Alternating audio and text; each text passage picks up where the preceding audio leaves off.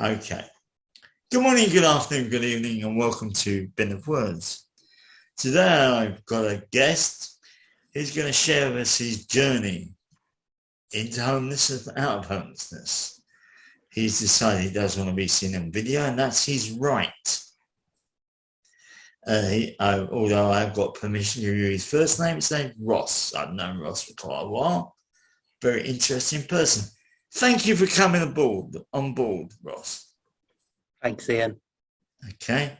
Now, a simple question. How did you become homeless in the first place? So I was a bricklayer, had my own little business, nothing too big, and one of my customers never paid me, owed me quite a lot of money. It's getting exceedingly stressful trying to find wages for workers, just trying to pay off creditors. And in the end, I had what I now recognise to be a mental health breakdown.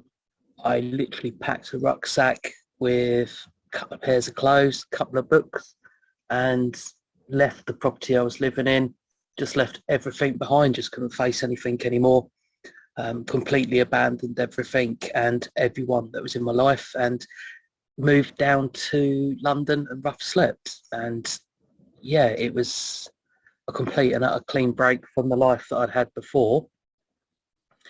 But yeah, it's I never saw anyone on the streets or told them about what had happened before. And yeah, that was my life for close to a year, really. Oh, funny. It's similar to my own breakdown. So that's interesting. So how did you find it on the street? This is the weird thing when I tell people about it, is there's part of me that absolutely loved it, which sounds really stupid, but it was the fact that I'd gone from this exceedingly stressful 4, 5, 6 months where my days was constantly worried about knocks on the door. I'd had a labourer try and break down my front door to get his wages that I couldn't actually physically get. And being on the streets, it's not fun, rough sleeping. It's really, really not. But it was the least amount of stress I'd had in my life for at least 6 or 7 years. And I know how bizarre that sounds, but it's my primary needs were met. I was able to use a day centre. I didn't eat for the first 2 days. I didn't know about day centres at first, didn't know about food drops. And I ended up speaking to a couple of rough sleepers, and they said, oh, no, this is where you need to go to. You'll be able to get food there. You could get a shower here. Once I was in that routine, it was then I was able to actually process what had happened and deal with what had happened and start looking at what I needed to do to get off the streets. But it does sound so weird, but looking back, and it is obviously with rose-tinted glasses, I found it exceedingly freeing and I enjoyed it. But I know at the time, obviously, I didn't. It's just that, yeah, hindsight and looking back, it's like, yeah, no, it was all fine, but it weren't. In one way, you were similar to me. I found people on the street, fellow rough sleepers, more supportive than people I found in the normal life. Would you say that?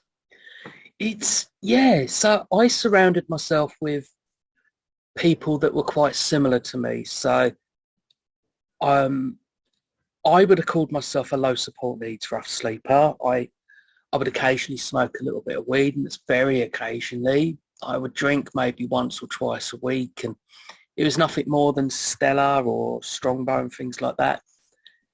And obviously I had mental health issues going on, and it was a breakdown, but it wasn't like a psychotic breakdown. It wasn't that my behaviour was presenting as chaotic in any way, shape or form.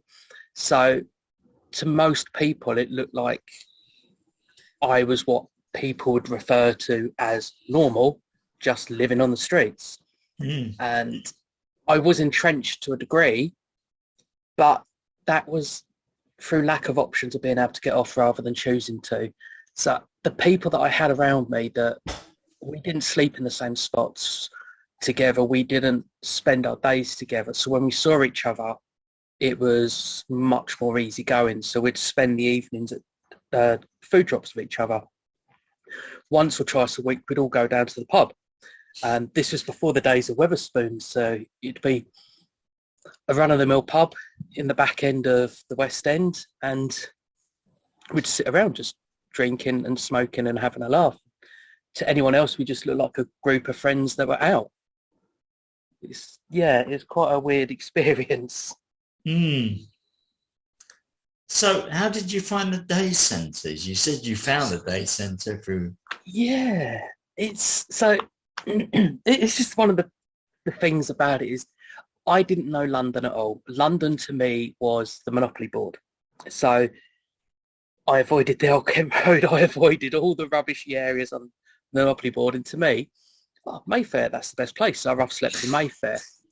I avoided the West End, Piccadilly Circus, Trafalgar Square, etc. I'd go to the Strand for a food drop, but I wouldn't go to the places where there was a higher concentration of rough sleepers. The times I'd been to Victoria, it was too chaotic. There was too many people on the edge. You could feel an atmosphere of potential violence. So I'd pull myself out of that. So I started finding day centres outside of central London as much as possible that I'd use a day. There used to be job clubs then that you'd go to. You could use a computer looking for work, and I'd search up day centres to go to. So I'd go to ones in West London. There's one in Marylebone that I used to use quite a lot that was much, much more calmer than the ones that were in central Westminster. I'd use those a couple of times, but they were just far too chaotic, too many people that were drinking, too many people using drugs. It's just, I didn't feel safe in them, so I didn't use them. And I would go to the ones that I feel safer in. And it was quieter. You actually felt like if you needed something, you could say to a staff member that you needed help. And they had the ability to do something or talk to you because they weren't dealing with the loudest voices and those causing the issues. So me and my friends, we started using the further out day centres, which is really, really good because it's really quiet and we got what we needed done. But at the same time, they didn't really have the move on services for people to use. So it's a double-edged sword, really. I think I know the one that West London you're talking about. Yes. I'm not sure if I should name drop these places or not, but it's probably no, we won't. So anything interesting happened? I know you told me one story. Yeah, about there was one. Again, it's looking back and finding it funny rather than looking back at it for what it was. That back in those days, I was working with an outreach worker based from Central Westminster one, and looking at the move-on options available to me, I was given two options. One of them was to work on the black market using my bricklaying skills, and the other one was to beg. And legitimately, that was what I was told, and it was from the lips of an outreach worker in a little cafe in Vauxhall that he told me to either go begging or work on the black market. Those were my two main options. I wasn't able to access supported accommodation like a hostel. My support needs wasn't high enough, and at that time, that was one of the prerequisites for getting into hostels. Those with higher support needs got a priority access. Whether that's right or not, there's so many arguments either way on that I don't even want to get muddied down into it. But the long and the short was I was out on the streets. I was able to access an under 25s night shelter where you was allowed in for 28 days and then you was kicked out and you weren't allowed back in for 31. And in that 28 days, you weren't able to really get any support plans properly done. So you'd come in at 7:30 at night and you had to leave, I believe it was 8:30, 9 o'clock in the morning. The rooms were, you had to be in your room by 11. So in reality, you had like 2 hours just for like, I think there was around 30 of us in there. And in those 2 hours, you had to get some sort of support plan put together, which if someone came in and there was an issue or there was a problem going on, that wasn't going to happen. That would get pushed back. So your 28 days, yeah, it's feasible to do something with someone in that time. It really wasn't. And you just count down the days and wonder what you was going to do at the end of it. And yeah, it's just quite a weird experience. So I moved in with a friend. But the first time I moved in there, I was in a room with one other person that I've never met before. He's never met me. The first time we laid eyes on each other was when he came into the room at 10 o'clock. And I'd been told by a friend to already put all of my valuables in a pillow. And 1, 2, 3 in the morning, something random like that, I felt a hand going into my pillow and the bloke was trying to steal my stuff. It's, yeah, and I got moved rooms because of that. Nothing happened to him. I got moved rooms.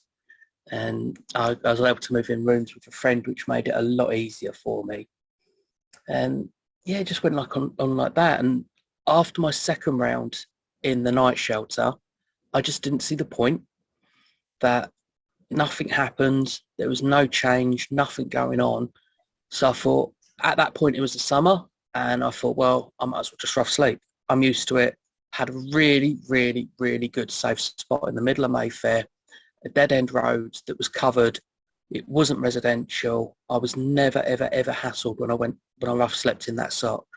It was bouncers at a restaurant on one end who were there till 2 or 3 in the morning. And it was near the American embassy, so there was always police buzzing about. And I felt perfectly safe in that spot. It was in the open, even though it was sheltered. I could be seen, but no one went down there. There was none of the West End people that are drunk, and I never got weed on, which is a big one. Everyone I knew got weed on apart from me. And I say that with like this weird thing in the background of my voice. And that's how normalised violence to rough sleepers is. That I never got assaulted, I never got weed on. But lots of my friends did because of where they slept. That sounds like it's victim blaming, but obviously not. But yeah. So I keep on going around in circles. Sorry. No, please go on. So the other weird experience that happened to me, which again at that time, it's again looking back, I'm really, really shocked at what happened. But I managed to save up for a set of tools using benefit money. I'd received a grant from an organisation, and I was leaving the passage. Well, first off, I'd got a job bricklaying. It was like £110 a day. All I needed to do was a week, and that was it. Off the streets, never again. Managed a day and a half. It was too tiring. I'd been rough sleeping too long. I couldn't physically manage it. I needed a shower. I was filthy. And it was noticeable to my bosses that I couldn't do it at that stage. So I stopped that, and left my tools at a day centre in central London. And I picked them up because I was going to leave them at a friend's hostel. And I was leaving the day centre, and a van pulled up. This chap goes, "Oh, you know, what do you do?" Asked my trades and said that. He said, "Oh, we're looking for bricklayers at the moment, just outside of London. Do you fancy it?" And I said, "Look, I've got nowhere." I was at my lowest point of this. I've got nowhere to live. I've got nowhere to go. Nothing. And he said, "That's absolutely fine. We'll give you accommodation. We'll pay you every day. Jump in the back and we'll go." And yeah, it's rational. Ross would have gone, "No way am I doing that." But Ross at that point was just like, this is going to get me off the streets. This is what I'm going to do. I was going to get paid cash in hand for like, it was less than, I think it was around 45 quid a day I was going to get paid. But they knew they weren't going to get a full bricklayer out of me, so I went along. And it ended up that I was put into a caravan site, and I was working on driveways and walls in the day, getting fed, getting beer bought for me, getting tobacco bought for me, getting paid. And the weekend I was going to leave, I was going to see people. I was actually going to come back. They refused to believe me that I was going to come back. And after quite a lot of threats, it soon became clear that I wasn't going to be able to leave, and I was being held against my will. And everything changed at that point. I was moved caravans to a dilapidated one with a New Zealander. Everyone called him Kiwi Kev. He'd been with him 8 years, and he was terrified. And I wanted to get away. I wanted to run as fast as possible, which anyone who's ever met me knows that ain't going to be too far. And he was absolutely petrified. He'd been moved around for 8 years on lots and lots of different sites, and we yeah, and I managed to get away just over a week later, maybe 10 days later, by running across fields and phoning up the police and hiding under a bridge because I didn't want to get seen by the side of the road. And the police, when they got me, bits and bobs went on, but the main thing of it was all they did was buy me a ticket to go back to London, and that was it. And it's not till much later that it suddenly occurred to me that, hold on, the criminal act had been happening. I told him about someone else who'd been living there and held against his will. Why isn't this going to court? But that was a number of years later when my rational mind could actually kick in and think about it.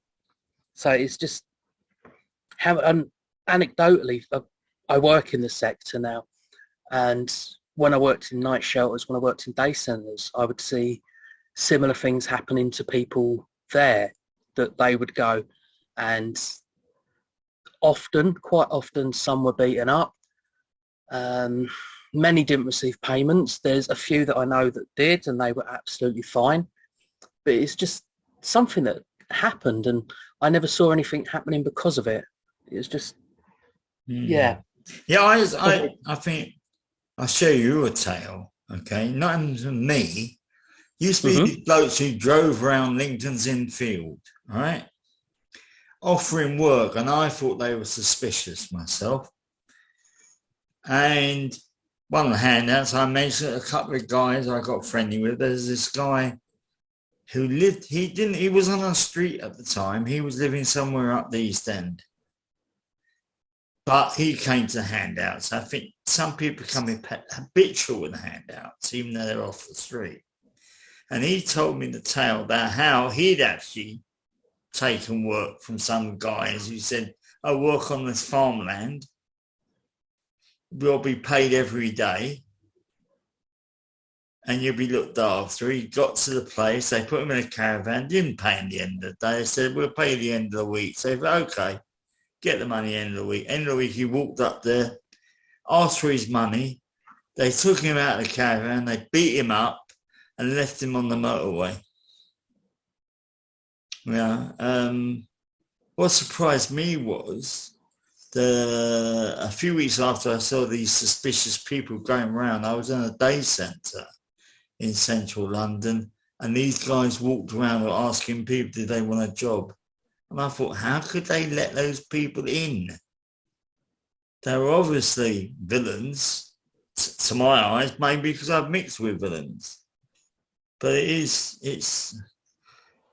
although your story is, God, the guy spent 8 years there.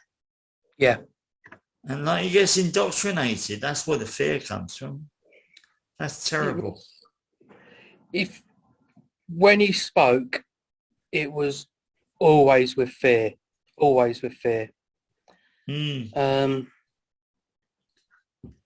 he was terrified. There was a moment, he could have got away as well, but it was just, I think that he'd got away a few times, but being recaptured, for want of a better phrase. So, how did you get off the street? That's the question.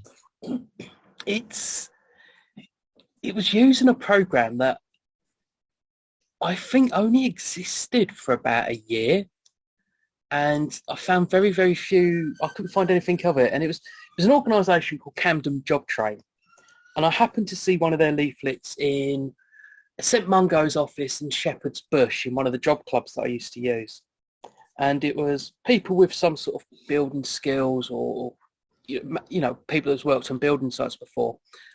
We've got a project for you based up in Cumbria.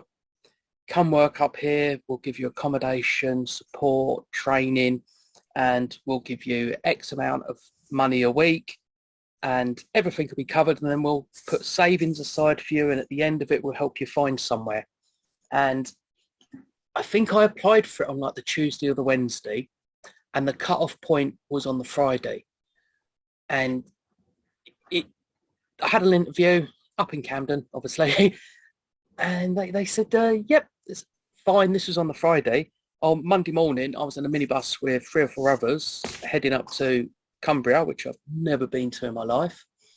And we stayed in this tiny, tiny, tiny little, it was like 4 or 5 houses, which was half a mile away from the nearest village. And the village itself was like 100 houses.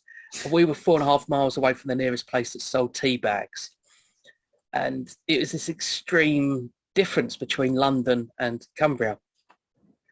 And I was there for, my head says 6 months, but in reality, I'm 99% sure it was actually 3 months. And it was a brilliant experience. It was absolutely wonderful to be somewhere where no one was judging us. People didn't know what we did or our pasts. The locals, when they realised we lived around there, were absolutely brilliant. And it was a really nice transition back to, air quotes, a normal life, a normal existence, away from wandering around London from day centre to food shop. They helped me save up money. They gave me my confidence back. And the work wasn't that hard. It was really, really easy. But they weren't expecting us to, it was helping to do up an old school into an adventure centre for rough sleepers from London to come up and do activities like kayaking, gorge walking, canoeing, going down the iron mines, going along Hadrian's Wall. And we'd get to do those every 3 or 4 weeks. We'd take a week off the building work and we'd go out with one of the groups of rough sleepers or hostel people from London, and we'd do that with them. So we got that opportunity as well. At the end of it, I was able to come backwards and forwards from London and see people and know people. And the weirdest experience on that was 1 week I was supposed to go back, and one of the group's workers had come up in a car and they'd damaged their car in the snow, couldn't drive back. So my place in the minibus was taken by one of the service users. And I was supposed to be at the front. I knew the journey inwards and outwards. I knew how to get there, and we had a new van driver.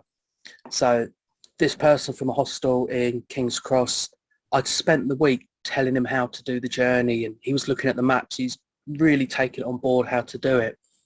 And within about 30 minutes of them setting off, they've been sideswiped by a falling lorry, and he's died in the crash at the roadside. And yeah, if it wasn't for that worker's car, that would have been me in that seat. And yeah, it's just odd stuff like that used to happen to me quite a lot. Thank you. So I know I'm going to bring you a little bit forward now. Now you work in the industry. Yes. What? Why? Well, this is repeating what I said earlier. The outreach worker, beg or go on the black market. It annoyed the hell out of me. That did. That really frustrated me. That wasn't just me that was getting told that. I can't have been the only person who got told that. I know there were thousands of rough sleepers before me, and there's hundreds of thousands after in London. And I can't have been the only one to actually be told, we can't do anything for you, this is your options. There are options for people. There's always options for people. And I wanted to work in it. I wanted to give something back to the day centres that helped me.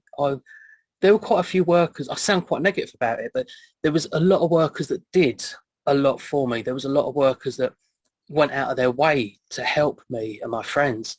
And I wanted to give something back to them.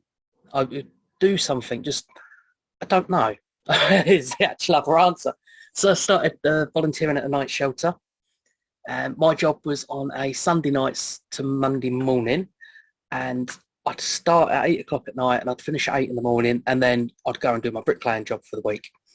My job involved cleaning the toilets last thing at night and just before I left in the morning. And this was a night shelter with 35 residents, 3 toilets, and a lot of heavy drinkers. And it was a horrible, horrible, horrible job. No one done it for long. I stuck it out. That was not nice. But in between that, I'd be able to sit down and talk to people. And it was those little sparks of humanity and being able to talk to people that got me through it. That it it's so hard to describe. I might not have spoken to someone for 3 or 4 hours, and then someone's got up in the middle of the night who can't sleep, and he's talked to me about his life and what's gone wrong, and it's exactly what's happened to me almost. And being able to actually say, this has happened to me, and this is what I'm doing now, it made me feel really good that I've got out the other side. And selfishly, also, it made me feel good that they could look at me and go, oh, okay, so I can do it as well. And my big fear was, I was homeless, I'm never going to work again. But somebody who works in the building industry, they really don't care about your background. They really don't care. So it was just really, really good to do that. But I know I know what you do now, which is totally opposite to the building trade in a way. Oh God, yeah. I left that long ago. Yeah. I want to ask you a question, because you mentioned something that's quite interesting for me as a reporter, and I don't know what to do with it. It's when I know that I've been homeless 3 times. The first time a year and a half, the next few times only a few months. But the last time I went to the day centre I've used every time. And I was accused by because I do like a bet, I've told you this, you know that.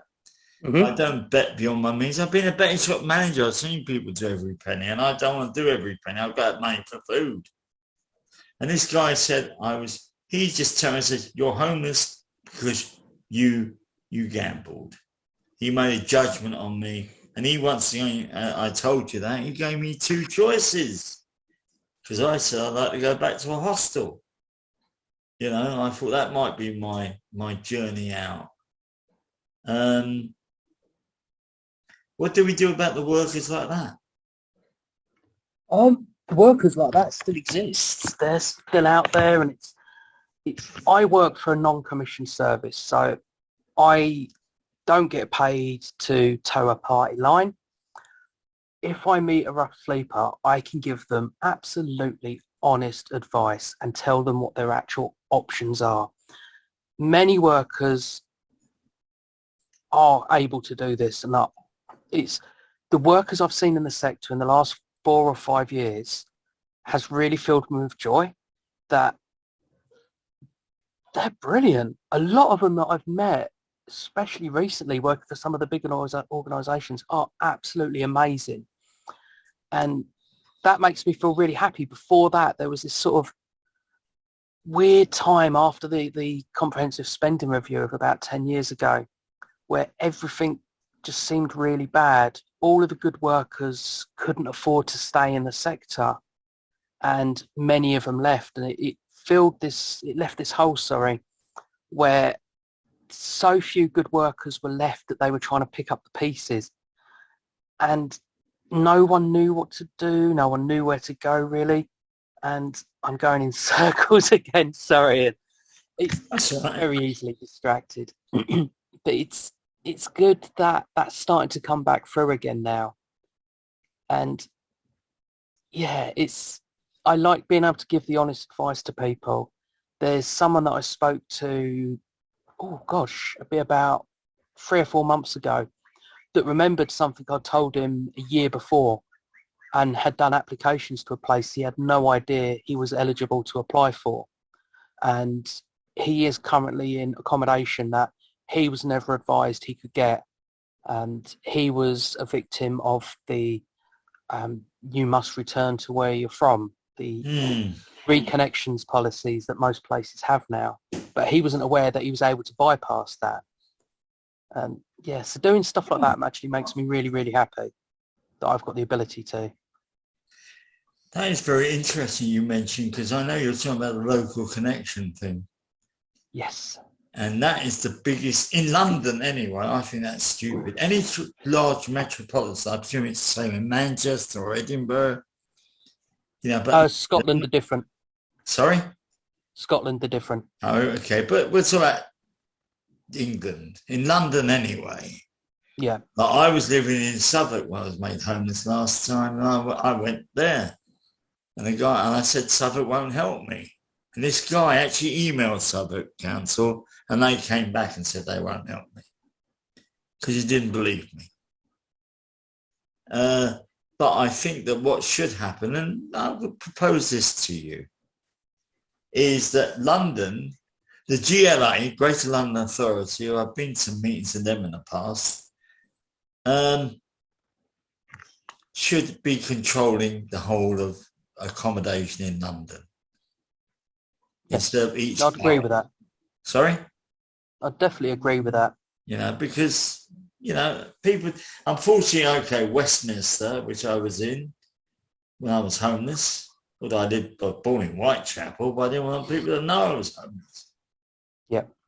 Gets lots of people because they think it's streets paved with gold. And you said about people being pissed on. I can't understand these guys who used to sleep near a nightclub in Piccadilly or in Covent Garden to be pissed on. Yep. You know, that I'd never understood. But I think that should be done. I don't know. It's one of my goals eventually. So, I have a little bugbear that this is just me. I know there's a couple of others who think like that, but it's most people go to central London because that is where you can access free food. And I've seen this played out in a borough like Lambeth, where people that had no recourse to public funds and were forced to rough sleep, and they didn't have any options to move away from the streets. Their main rough sleeping sites were scattered around the day centres where you were able to get food for free rather than a nominal fee. And I've seen that so many times in the outer boroughs of London that even the change statistics show it to a degree. The outer borough, if you do a map of the change statistics, and it shows you where rough sleepers have been found, how long they've been rough sleeping for, and you put an overview map of day centres where there's free available food or food drops where there's available, and you will see the clusters. It's not perfect, but you can see the clusters around those areas sort of marry up. And it's a real bugbear of mine that you'll get an organisation from Bromley will do a really good, absolutely brilliant food drop, but they'll do it in central London, and they'll do it in Westminster particularly. And it's people from Bromley that become homeless in Bromley or on the streets in Bromley are forced to go into areas where they can access food and advice. And it's, some of the outer boroughs, they might get a food drop twice a week. And again, I'm not naming boroughs, but there's one that I know of that gets a food drop on a Tuesday and a Thursday. There's a day centre that's only just opened.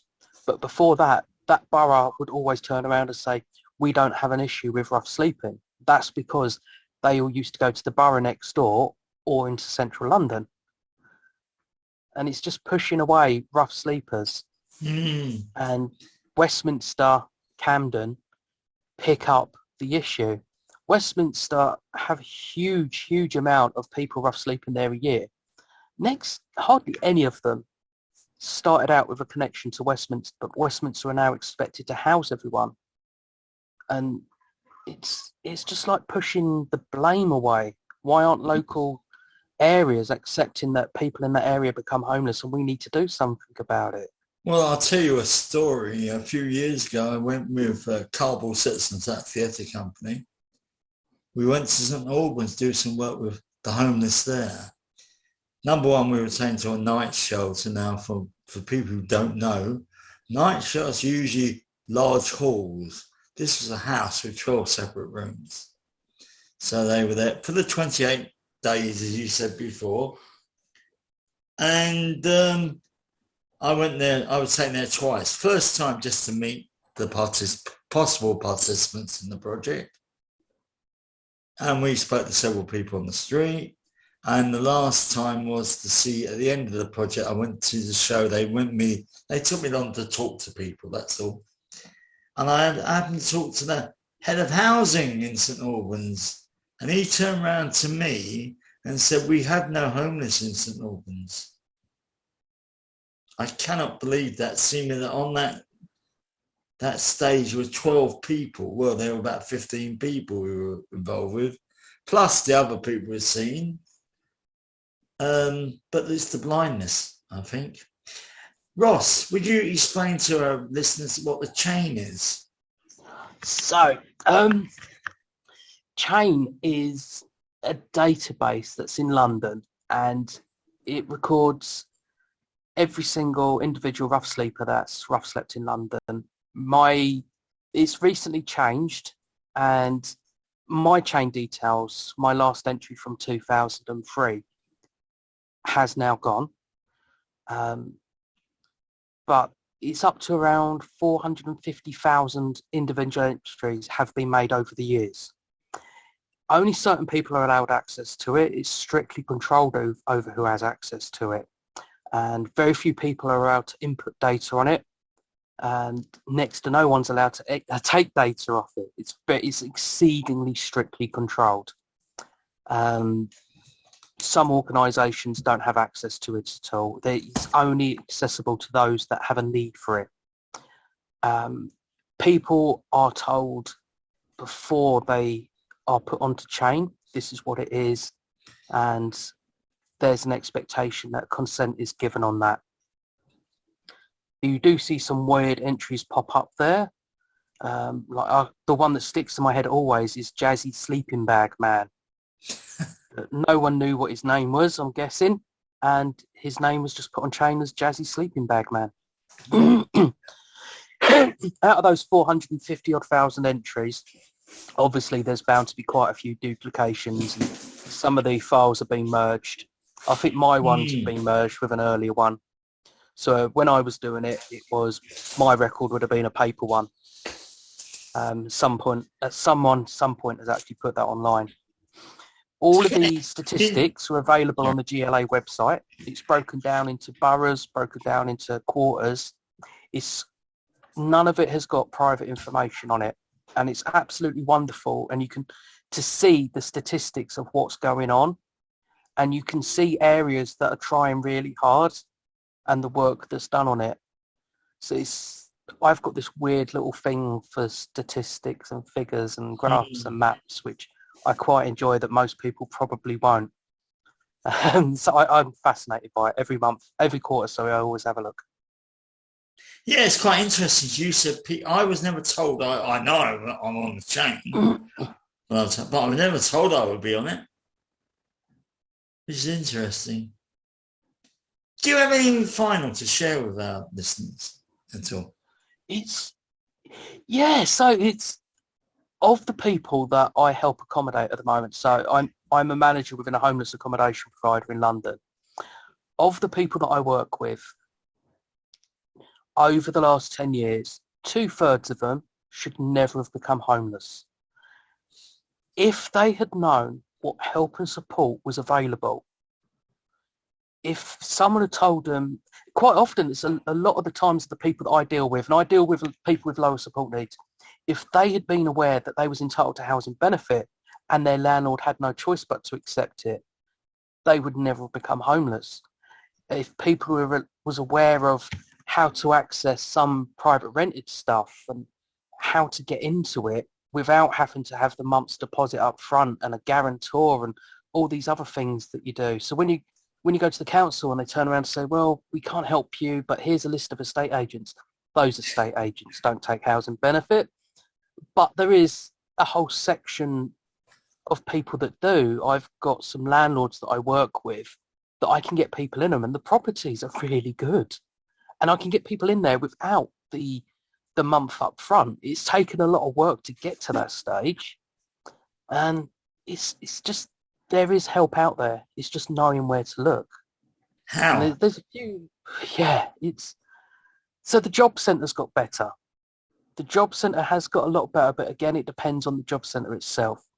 That there's a couple that I work with that if they find someone or someone appears to them that they could be homeless or close to homelessness, they highlight them through, and there's some really, really good job centre staff that work with people in day centres and hostels that get them into accommodation. But that's all come 15, 20 years too late for many people like me. But even now, there's not enough people realising it. And there's a lot of shame on people that they don't want to admit they're becoming homeless. And, my life is deemed to be a failure, as it were, because that's exactly how I felt. Was I was ashamed, and my life was a failure. And it's and the other one that I'd always take away from this is I've not rough slept for quite a few years. At least once a month, I wake up in cold sweats that I'm about to be made homeless again. And I know for a fact, if I hit the streets tomorrow, I'd be accommodated within 48 hours. Confident of that. More likely 24. And it still scares the living hell out of me now. And if I'm like that and I know what I'm doing, how the hell are other people feeling that have been homeless? And it's not recognised as widely enough to be such a traumatic event as what it is, that people just think, okay, you're homeless, you're in somewhere now, absolutely fine, you can forget all about it. You don't forget about it. If you spent any amount of time out there, you've had everything ripped away from you. You will never, ever forget it. And the best thing people can do is to try and build their confidence about where to get help. And if you move away from an area, where that level of help is from there. And my job now is just trying to instill that confidence in people that when they leave where I work, if they need help, they can phone me. But it's also where to get help if you're in debt, where to get benefit help. That's the one big thing people need to take from it, is where to get help from. Yeah, I can relate with that one. It's still constant. Even the last 2 times, just before I became homeless, I said I don't want to be homeless. I could survive being homeless, and I have, but I don't want to go through it again. It's a constant nightmare. Thank you. Survive is the right word. Yeah. Thank you very much, Ross. You're welcome. Thank you. I'm just going to close this recording. So thank you, listeners. If you have any comments, please put them down, and I'll see you soon.